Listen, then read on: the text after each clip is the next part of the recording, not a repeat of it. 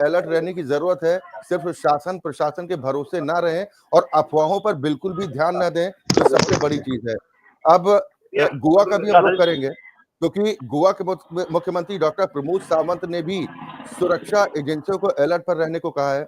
Border इलाकों में लगातार सर्च ऑपरेशन भी चलाया जा रहा है और हर आने जाने वाले वाहनों की तस्दीक की जा रही है। एक बार मुख्यमंत्री का बयान भी हम आपको फिर से सुनवाते हैं कि डॉक्टर प्रमोद सावंत ने क्या कुछ कहा। उसके बाद ध्यानेश्वर हमारे साथ जुड़े हुए हैं, साथ ही तुकाराम मराठे भी हमारे साथ जुड़े हुए हैं। सबसे पहले मुख्यमंत्री का बयान एक बार फिर सुनाते हैं।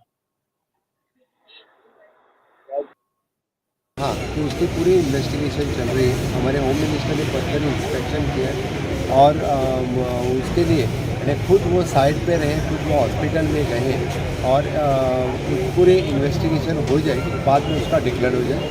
इसी तरह से गोवा के पुलिस को मैंने अलर्ट किया है, इसकी पूरी इन्वेस्टिगेशन मैंने गोवा में अलर्ट रखा है, क्योंकि इसके लिए ऐसे इंसिडेंट्स कुछ गोवा में भी न हो। यहाँ तो मुख्यमंत्री डॉक्टर प्रमोद सावंत को सुन पा रहे थे। उन्होंने साफ कहा कि पुलिस को अलर्ट मोड पर रहने को कहा गया है, यानी चौकसी पूरी तरह से बरती जाए, किसी तरह की कोई लापरवाही ना हो, क्योंकि दिल्ली धमाके के बाद देश के तमाम राज्यों में हाई अलर्ट जारी किया गया है। लोगों से सतर्क रहने की अपील की जा रही है और अफवाहों पर ध्यान न देने की भी बार बार अपील की जा रही है।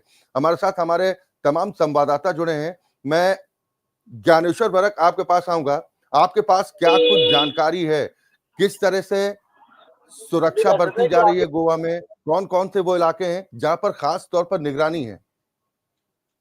सर मैंने देखा है कि गोवा में जो मेन गेट है वो एक बत्रा देवी गेट है जो नॉर्थ से जुड़ी हुई है और साउथ से एक कोलम गेट है। वहाँ बहुत से मतलब मैंने रात को देखा है कि पूरी रात वहाँ पुलिस पेट्रोलिंग बहुत से हुआ था, हर गाड़ी। ज्ञानेश्वर, मैं आपके पास आऊंगा। आपकी आवाज ठीक ढंग से हम तक नहीं पहुंच पा रही है, तब तक तुकाराम मराठे के पास हम चलते हैं।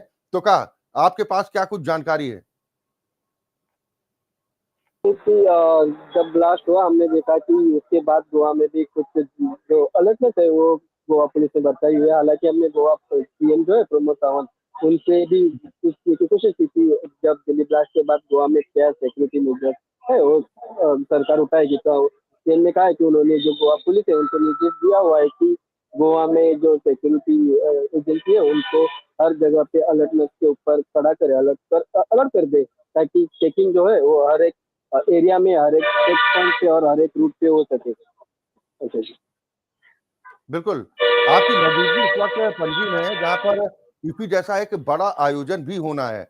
इस लिहाज से अगर देखा जाए तो और कितने मुस्तैद रहने की जरूरत है? हालांकि मुख्यमंत्री का बयान भी हमने सुनाया कि उन्होंने अलर्ट पर रहने को कहा है कि कोई कोताही बर्दाश्त नहीं होगी। जी हाँ, सीएम ने कहा, लेकिन यहाँ पे बहुत अलर्टनेस की जरूरत है, क्योंकि अभी 10 दिन के बाद यहाँ पे ईपी होने वाली है, जो कि इंटरनेशनल फिल्म फेस्टिवल है, जिसमें बहुत सारे इंटरनेशनल डेलीगेट भी गोवा में आते हैं।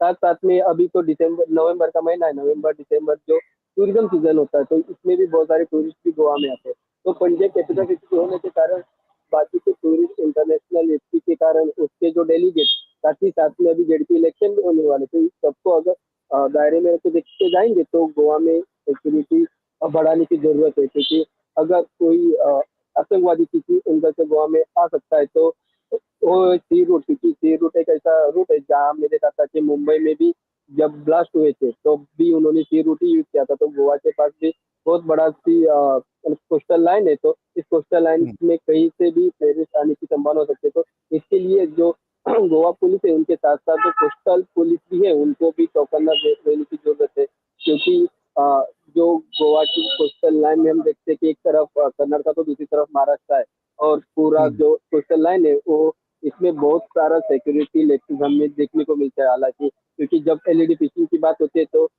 उसके ऊपर कोई कार्रवाई नहीं कर पाते, क्योंकि उनके पास उतने सारे जो मेजर्स या फिर इक्विपमेंट होने चाहिए वो कम होने के कारण। तो मुझे लगता है कि उनको भी या फिर नेवी या फिर कोस्टल पुलिस उनको भी अलर्ट में रहने की जरूरत है। चले, बिल्कुल बने रहिए, हम लगातार चर्चा करेंगे। इस वक्त हमारे साथ पूर्व आईपीएस ज्ञान प्रकाश चतुर्वेदी साहब भी जुड़ गए हैं।